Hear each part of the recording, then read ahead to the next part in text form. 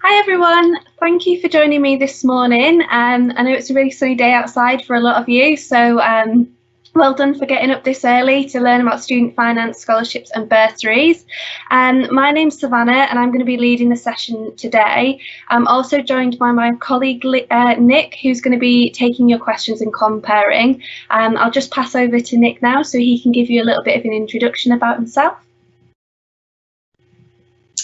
Hi everyone, thanks Savannah. My name's Nick Cave. I'm the Academic Liaison Manager here at the university. If you attended any of our summer schools or you're on any of our progression programs, you'll be like, hey, it's that guy. So yes, that is me as well. So after Savannah's finished talking about money with you, I'll be looking at the Q&A box and I'll be putting the best questions across. And we'll try and get through as many as we can before 9:45. So back over to you, Savannah. Brilliant, thank you, Nick. So we're going to be talking about student finance, scholarships and bursaries today.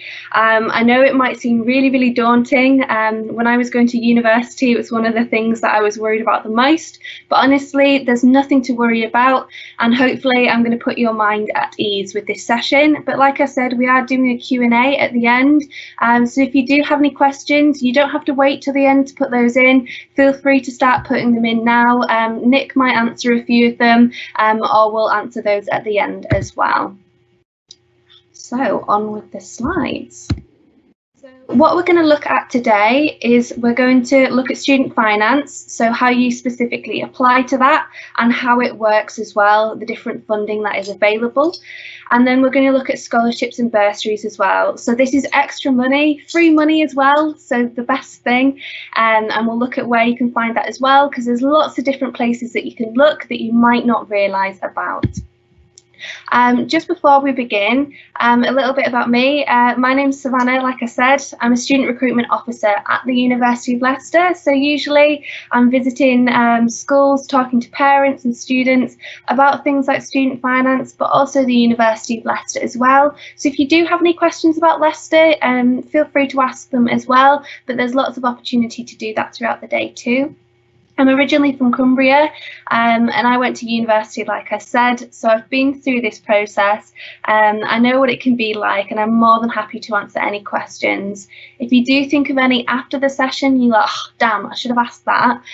Don't worry, because there's still a chance to ask. You can see that there's a profile on the right with my face in it. That's on UniBuddy, and you'll see that today on our university website, and you can chat with me, other academics, especially subject specific ones, and also our ambassadors as well, so we'll be able to help you with that.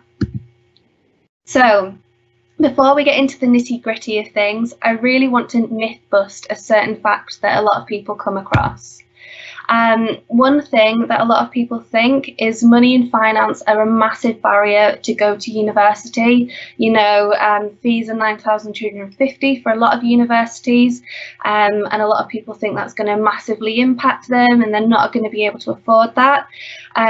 I really want you to know that student finance is there to make sure that everyone can go to university, no matter where you come from. It doesn't affect your credit rating either, so it's not going to affect any loans or mortgages you try and get after university, and it doesn't leave you poor either. It's done in a really fair way, the repayments, to make sure that you can kind of succeed and reap the rewards of going to university too, which we'll go into in a little bit more detail. So, how student finance specifically works. So we have a thing called Student Finance England that we're going to be talking about today, and we'll talk about how you'll be eligible for that as well. How it works is it's split into three different things. So there's a tuition fee loan, so that £9,250 that you get, that goes directly to the university. So you don't see that money, it just goes directly to them. You've then got the maintenance loan that goes directly to you, the student, and it's to help you pay for things like your rent, food, social hobbies as well. Sometimes that will cover all of your kind of maintenance and your need for living. Sometimes it's more of a contribution, so you might need to source money from elsewhere, like a job, for example, a part-time job at university. And then there's the additional support as well, like disabled students allowance that Student Finance England has for you as well. On the other side of that, There's things like University of Leicester and other universities, but also companies that offer this free money. So there's bursaries and scholarships that are available, and we'll go into that in a little bit more detail. Some of the ones we have at University of Leicester that might be of interest to you. There's loads more as well though, so we'll go into some of the places you can look to find those too. So, to find out if you're eligible for Student Finance England, you need to have settled status. So that means that you can live in the UK without any home office restriction. You need to ordinarily be a resident in England on the first day of the first academic year of the course as well. That's really, really important. And you need to have been living in the UK for 3 years immediately prior to this date. If you're not sure about this and you're not sure on one of the things I've said with this, don't worry. If you are a little bit confused or not too sure, Student Finance England are really, really supportive and helpful. All you need to do is just give them a bit of a phone call, and they'll be able to talk through different things with you and let you know if you would be eligible as well. Furthermore, your school might be able to help you with that as well. So there's lots of people you can ask to kind of understand whether you would be eligible for this. If you study full-time as well, you're eligible for student finance if your course in the UK is a recognised higher education course. Basically, what this means is it doesn't necessarily have to be like the BA and the BSc, the things that you kind of normally come across. It could be things like an integrated master's degree as well that we do at University of Leicester, and it can also be the foundation degrees. We do a lot of these for STEM subjects, and you are covered by those too. Things like HNC and HND, and also PGCEs as well. So if you are here today and you're thinking about maybe looking at those but worried that you might not have the funding for them, you do get funding from Student Finance for these.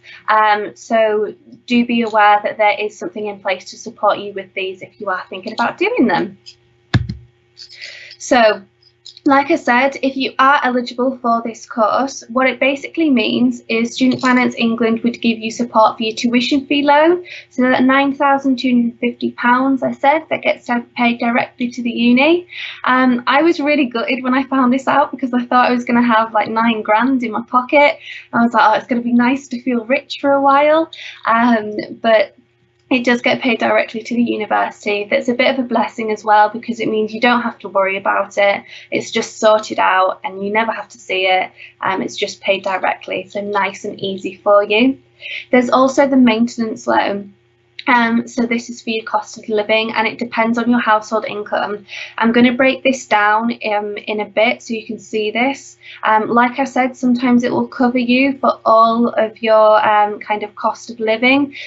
Sometimes it doesn't cover you, so you would have to look for a contribution from maybe parents or that part-time job, like I said. But we'll break that down in a little bit so you can see where you might be in that kind of graph too. Then there's the additional support grants as well. So disabled students allowance, childcare grants, parents learning allowance as well if you are a parent who's thinking about going back to university, and adult dependent grants as well. So lots of support there for you. This is kind of a breakdown of how the maintenance loan would work for you. So you can see here it does depend on household income. It also depends on where you decide to go to university. So you'll see if you decide to live at home, so you're a commuting student, you get slightly less than you would if you went to university elsewhere and lived elsewhere, or you lived in London and went to university in London. And the reason for this is that they believe that if you stay with your parent, you might, have less rent to pay. They might support you things like food as well, which is why you get a little bit less support with that. It's really important if you are thinking about commuting, you do weigh up kind of the costs of that as well. For example, I had a friend, she decided she wanted to commute to university in her first year, but it was about an hour and a half travelling that she had to do, and she was going into university quite a bit. She's quite involved with sports as well, and it ended up that she was spending as much as she would probably spend on petrol and fuel and the maintenance of a car car than she would if she just decided to live at that university. So do think about that if you are thinking about commuting and it's a little bit of a distance as well. Elsewhere, you can see that's kind of the amount that you get. If you're earning 25 grand and under as a household income, you get the maximum amount, so that 9 grand. So a lot of support, but as you go down and the household income does get more big, you get slightly less than that. So you still get a lot to support you.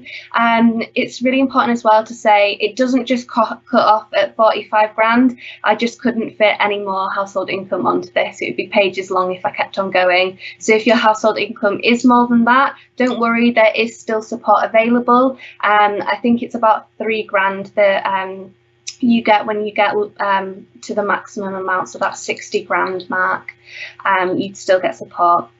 With London, you do get slightly more because you are in an environment where prices are very inflated, so it's to try and support you with that as well. So this is kind of how your maintenance loan works with this and how it breaks down. As well as this, there's also the additional support that I spoke about. So the Disabled Students Allowance, the DSA, Help for Students with Children, and also Adults Dependent Grant. You can have a look at these on the Student Finance England website. I'd really recommend using the Student Finance Calculator as well, because the additional support is included in the Student Finance Calculator, so you can see this. It's a really good thing to use just before you apply to student finance as well, because it'll give you an idea, if you're not sure on your maintenance loan, what you'll be working with when you go to university. So you can start thinking about budgeting and start thinking about whether you do need to look for additional funding elsewhere. There's loads of amazing opportunities when you get to university. Speak to some of our ambassadors today.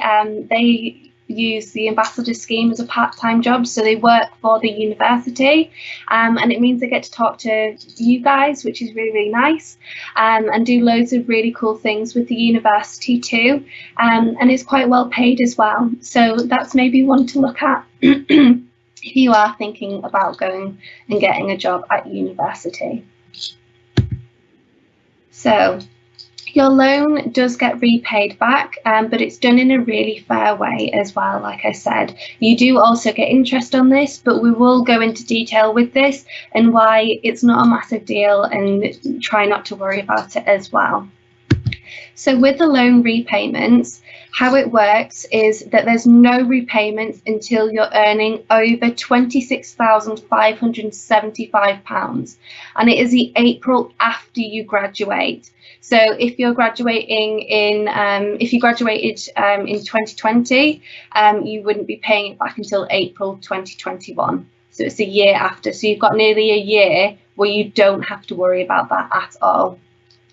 How it's done is it's 9% of everything you're earning over £26,575. So for example, if you were earning £26,576, you're a pound over. Anybody with quick maths will know that that's 9p that you're paying back. So done in a really fair way. All outstanding repayments are written off after 30 years. So even if you haven't paid it all back, it's completely wiped out and nothing happens to you. You know, there's not going to be anyone turning up at your door, knocking on it, giving you a red mark against your name, nothing like that. Nothing like that happens. It's just wiped out and you don't need to worry about it. You don't start the repayments, like I said, after you've completed your studies and when you're earning over that amount. And there's no penalty either if you do decide that you do early repayments or you overpay as well. There's no penalty for that. Like I said as well, it doesn't affect your credit rating. So even if you don't pay it back after 30 years, even if you never pay any of it back, nothing happens to your credit rating. So when you go to get that mortgage or a credit card, that it doesn't even show up as an issue for it. So you don't need to worry about loan repayments, and it's done in a fair way to make sure that you can still live. And if you are earning over that 26 mark, you still kind of reap the rewards of being on that higher salary as well. So to break that down even more, you can see here how it kind of breaks down. So, for example, if you're earning £29,575, it's £3,000 above that threshold. So it means that it would be a monthly repayment of £22.50. It is done monthly because it's done if you're paid monthly, so it's taken out of your salary that way. And it is usually taken automatically as well, especially if you are on a salary. You just need to let them know what your salary would be, and they'll kind of send you a letter to go through those steps with you usually too. The only time where you would kind of need to do this yourself is if you're, for example, self-employed, because you have to do all the figures for that as well. So usually if you're on a salary, it's nice and easy. It's taken out of your salary automatically every month. So you're used to seeing your salary how it is, which makes budgeting really, really easy as well. If there's any parents joining or any students who do pay their phone bills, you'll know that £22.50 is probably about what a phone bill is. If you've got the latest iPhone, it's probably even more than that. So in reality, it's really not that much when you consider how much you would be earning. With the loan interest, you do have interest on this. You can see here, while you're studying, it's RPI plus 3%, and that's until the April after you've completed your study. RPI at the moment is about 3.2%. But it does go on a scale, so sometimes it can be, like you can see there, in March 2020 it was 2.6%, so it does differ a little bit, but it never goes up massively, so do be aware of that. When you're earning below £26,575, it's just RPI that is the rate of interest. If it's between £26,575 and £47,835, it's done on a sliding scale. So if you're nearer the 26 mark, it'll be nearer RPI. If you're nearer the 47 grand mark, it's going to be nearer RPI plus 3%. So it's done on a scale. And then if it's above £47,835, it's RPI plus 3%. But do not worry about interest. The reason for this being is under the current system, a graduate earning £31,575, so doing pretty well, they repay about £450 a year, so that's £37.50 a month. Over 30 years, that's £13,500. So that means they've not even paid off all their tuition fee loan, never mind their maintenance loan or the interest either. And after those 30 years, it's completely wiped out and there's no red mark, nothing goes on your credit rating, it's just wiped out and you don't need to worry about it. So for that reason, it's really not worth worrying about the interest. It's just taken that 9% automatically after you're earning over the 26 grand mark. If you're not, you don't have to worry about it. And it never affects anything like credit rating. So please try not to worry. If it makes you feel any better, I'm probably not going to pay off all of my tuition fee loan or maintenance loan. In fact, 83% of people with English student loans probably won't clear the debt, including that interest over 30 years. So you're part of a majority with that. So please don't let interest be a factor that kind of worries you into not going to university. It's 100% worth it for the amount of amazing experiences you get and amazing memories that you make as well. And it vastly improves your career prospects too. That leads us quite nicely into the next slide as well, with is getting a degree worth it. So as you can see, the median hourly rate is a lot higher with degrees. It's 10 grand more than if you had GCSEs or above or below GCSEs. So it does make a massive difference to what you would be earning afterwards. This isn't to say that people who don't go to university aren't going to become millionaires or anything, but on average, it does make a difference, and it makes amazing memories as well. I think one of the things I really loved about my degree is the amount of opportunities that have been available afterwards.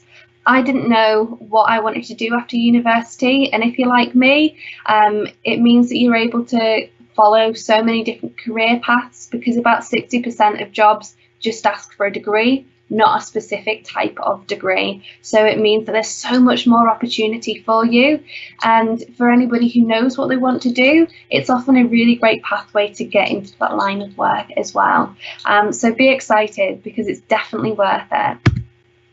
So the big bit, how to apply to student finance.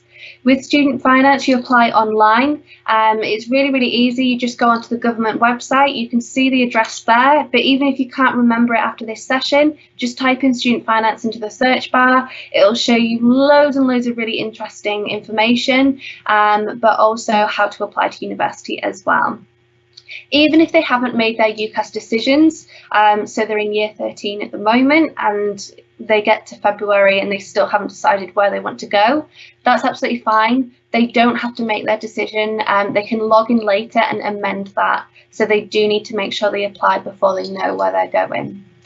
The household income is assessed based on the previous tax year as well.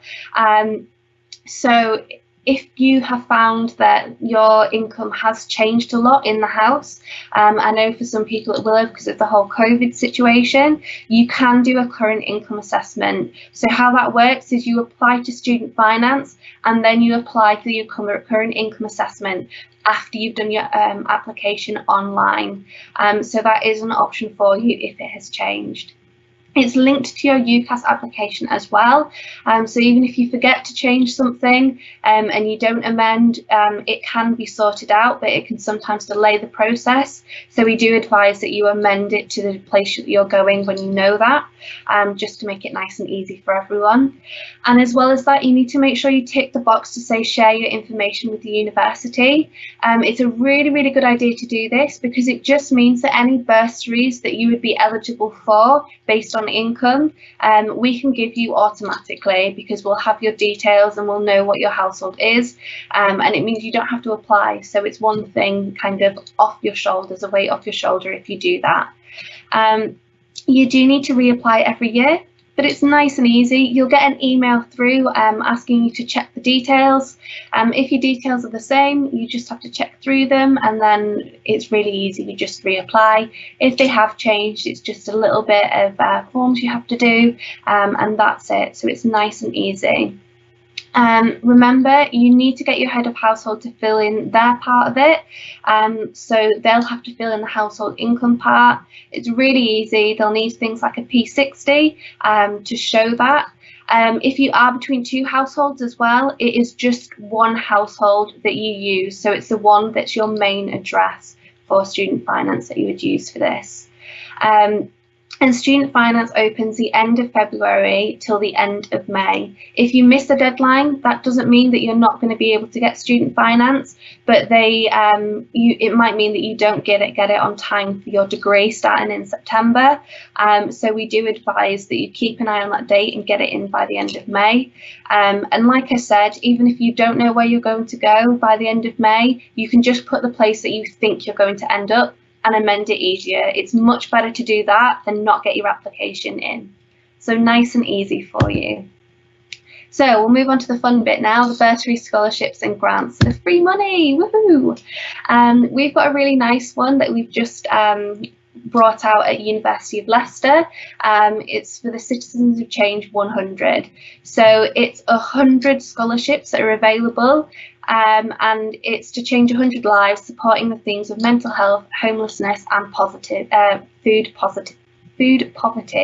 Sorry, I can't get my words out today. So how that works is it's 50 with 2,500 cash award. So it's kind of in the process at the moment. So the application process is being confirmed, but it'll involve doing some kind of video or some kind of essay to show what you would do and how you would be a citizen of change. But that is being confirmed. If you do want more information on how that is going to work, or updates on how to apply, you can email UG Scholarships at le.ac.uk and they'll give you a little bit more information on that too. But that's our new and exciting one this year. There is loads of other ones as well that you can see here. A lot of different universities offer different scholarships, so I'd really recommend that you have a look at these at different universities as well and see who's going to be giving you the most support and what you can apply to. Things like the sports scholarship and music and choral scholarship differ from university to university as well. Some of them you'll have to play nationally, some of them it'll be county level that you're able to get that scholarship. So do look at the website. You can see our website there underneath. There's loads more than this as well, a lot of different international scholarships too, so please do check them out. But there's also so many amazing, weird and wonderful grants out there that different companies are using too.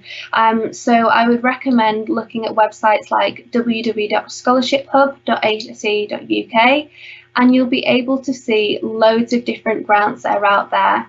And there's things like the Vegetarian Charity Grant, that's a maximum award of £500, and it's for anyone who's a vegetarian or a vegan, and they're in need of financial need, and they promise not to eat any meat while they're at university. So you can look at things like the Vegan Charity to see if you'd be eligible for that. There's the Leverhulme Trust bursary as well. That's one of my favourites too, and it's for people who are the son, daughter, spouse, widow or widower of a grocer or travelling salesman as well. So you can see how weird and wonderful they can be. There's lots of different ones for STEM subjects too, so do please check out scholarship.hub.co.uk and you'll be able to see if you'd be eligible for any more. And it's 100% worth applying, because the worst thing that's going to happen is you're not going to get it. The best thing that's going to happen is you're going to get some money towards your studies. So do check these out as well. So in summary of today's session, remember to apply early to student finance. So look at the deadlines. They change every year, which is why it says early February to late May. But do check when it's open and when it shuts, and get that deadline in your diary and stick to it as well, so you get your student finance in. Remember, there's lots of different sources for money. So those are scholarships and bursaries at University of Leicester and other universities, but also there's weird and wonderful grants that you can look at as well. Think about supplementing your income as well, especially if you saw that maintenance loan graph that I had up and you're thinking, oh, I might not get as much support as I maybe thought I would. I definitely know that my parents won't contribute to it, so I need to supplement somewhere. Look at things like the jobs that they have. Speak to our ambassadors today and see how the jobs work in that side of things as well. And remember, getting a degree is definitely worth it. I had so many amazing memories, did so many cool things at university, and I wouldn't be able to do the job I'm doing now if I didn't have a degree. So it's definitely worth it, and get excited, because whatever happens, whatever the year ahead holds, it's going to be really fun where you end up. So that is the end of my session today. I'm going to pass on to Nick now, who's been looking at your questions and will relay any to me that I can hopefully answer for you. So over to Nick. Brilliant. Thanks, Savannah. That was really interesting, very informative. Nice to see the weird and wonderful grants still getting talked about. So there's been a few questions coming in while you've been talking, and we've got 16 minutes left for everybody who's kind of, I was going to say tuned in, but logged on, I suppose is the right phrase. So if you have got any questions, whether it's specific or really general, please just pop it into the Q&A box, and I'll try and work through them in order, and we'll try and get through as many as we can. So Savannah, the first 2 or 3 are all about kind of international stuff, really. So it might just be a kind of a broad statement, really, as I think we're mostly talking about home student finance here. But the very first question was just, what would my financial status be as an Irish national?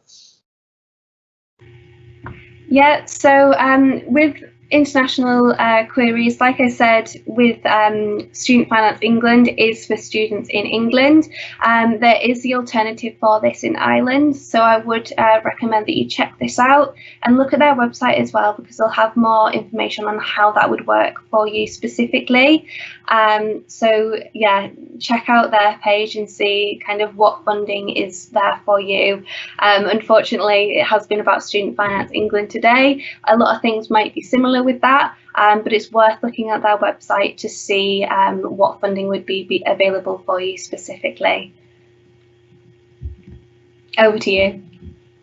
Brilliant. And then a kind of linked follow-up question of a few people are asking about this. I think we've got a number of international students on the call, on the meeting, which is great. But someone was saying, do such loans apply to international/EU students? And then another question straight after was saying, sorry, I joined late. Are you talking about international loans? So I shall hand back over to you, Sav. Thanks, Nick. So with international fees and finance, it's a little bit different. So I would really recommend that you join the international webinar that's going to be going on, I think, after this actually. So do check that out, look at the schedule and see that, and they'll be able to give you specific information on how international fees and finance would work and how EU fees will work as well this upcoming year too. So do check out them and they'll be able to give you a bit more information, or just contact them on Unibuddy as well. Contact the international team on there. We do have a lot of information on our website as well. It's different depending on where you come from. So have a look on the website and see what information is there from the country that you're applying from. And if you're still not quite sure, do join our international webinar. They'll have loads of information on there to do with international study anyway, and they're more than happy to talk to you about fees and finance as well and go into a bit more detail with that. But yeah, my kind of topic of knowledge is Student Finance England, so it's best to talk to those just so you get a really clear guide of what information you need and how you need to apply and what's available to you as well. Back to you, Nick. Thank you. Right, this might be a tricky one, Savannah, but you can give it a go. Can you apply for student loans if you are applying to a private university, i.e. where fees are over £10,000? That is a tricky one, actually. And I would recommend, if you're applying to private unis and universities that aren't private, so like University of Leicester, you can apply to student finance if you think you're going to end up here too, just because you want to make sure that if you do end up in a public university, you've got the fees for that, and it does apply to that. With your private university that you're thinking of applying to, I'd recommend talking to those about how it would specifically work and look at Student Finance England to see what they say as well. But if you're applying to a mixture of public and private universities, I would definitely apply to Student Finance England because you can amend it. So if you're going to end up at a private university, you can say that. If you're going to end up somewhere else, you can also say that on there. It's better to have that application done and then change it than it is to try and get it in late and not get the student finance. So definitely apply if you're doing a mixture, but I would definitely recommend talking to the private university about how that would work for them as well. Over to you, Nick. Thank you, Savannah. I'm just going to answer a couple myself because they're kind of not specifically finance related, but I'll do that via typing. So I'll pick you out the next kind of finance based one. It's quite a lot of people asking about international again. I think some people have joined at different times, so they might have missed the first half. But someone's saying, could you please elaborate a little more on scholarships for international students joining in the year 2021-22, so i.e. in a year's time? And another person asking, do all these scholarships also apply to international students? So maybe if you just wanted to reiterate what you said a few minutes ago, and I'll type a couple of answers. Brilliant, thanks, Nick. So with international scholarships, we do have specific international scholarships for you guys, and look at the website for those because there's lots of different ones with lots of different criteria. So it kind of depends on which country you're coming from to which ones might be eligible to you. There might be more eligible to you as well. So do check that out. There's also subject scholarships as well. So some subjects like engineering do their own specific scholarships, and you apply to those. So do look at that too. Sports and music scholarships are available to international students, I believe, as well. So you can see the list of criteria you would need for that, because you do have to apply for those scholarships. And you can see on there how that will specifically work. With the Citizens of Change, it is kind of in the TBC stage at the moment, so we're not quite sure how the application will work and how eligibility will work as well. But just look on our website, so University of Leicester scholarships and bursaries, and you'll see all of those as well. For international students, there are discounts as well. So scroll all the way down to see the discounts as well. Sometimes if you're part of a bank, there might be a certain discount too. So I would really recommend looking at the website. There's only so much information I can retain in my head, and I can't retain all the international scholarships, so it's best to go straight to the source, just so you see that information and the criteria and eligibility right in front of you, and it's nice and easy for you too. But yeah, any other questions, Nick? Oh, you're on mute, Nick. I didn't realise I was muted. I think someone else must have muted me. So yes, the next question is, are all of the loans on different websites? So I think this is perhaps just a chance to recap on where information about the government loans, about different scholarships, about the Weird and Wonderful grants, where people can find them. And then I'll mute myself and get back to typing.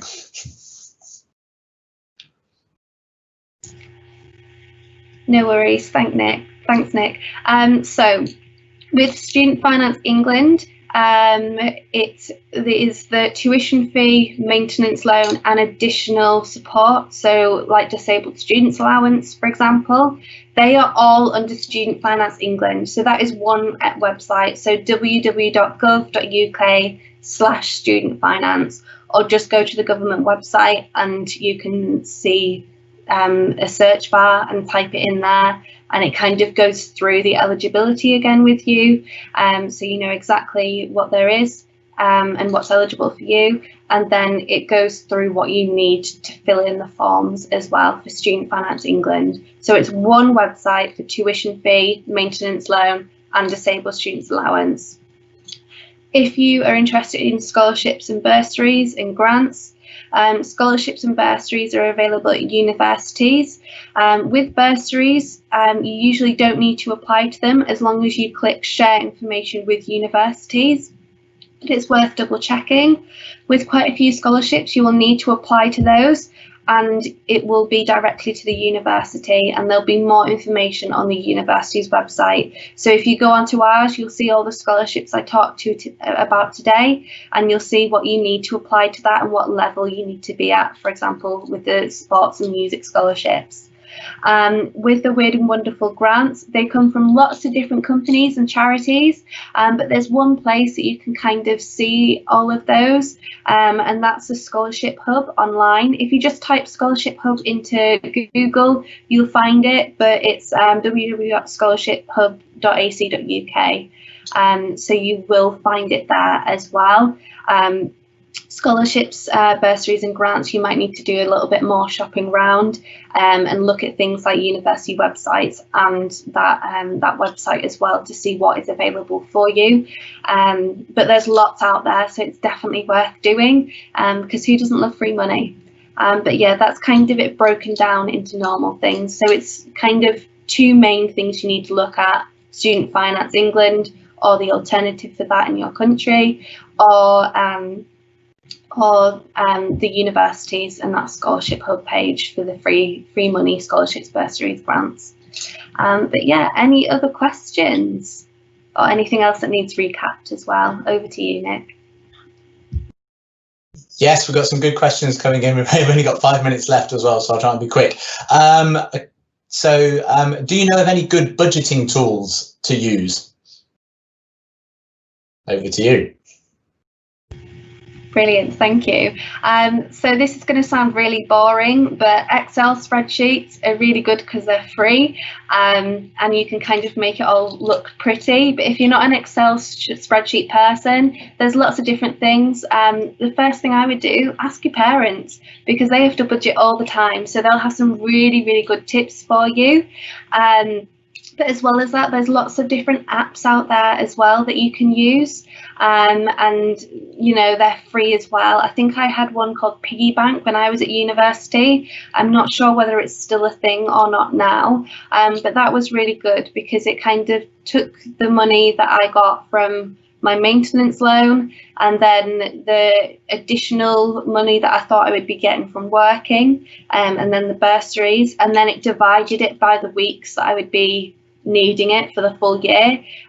So it told me kind of what my budget would be for the week, and as long as I kept to that, it meant that I could you know, live well and keep to my budget, and then I could hopefully save money as well, so then I could go on things like sports tour as well, that a lot of universities do, where you get to go on holiday with your sports team. So that's a really, really good one out there. So do look at the App Store and look at things like MoneyPig, Money Saving Expert. That's really, really good as well. There's lots of really useful tips on what you can do. I would really, really recommend that you look at getting a student a student savings account.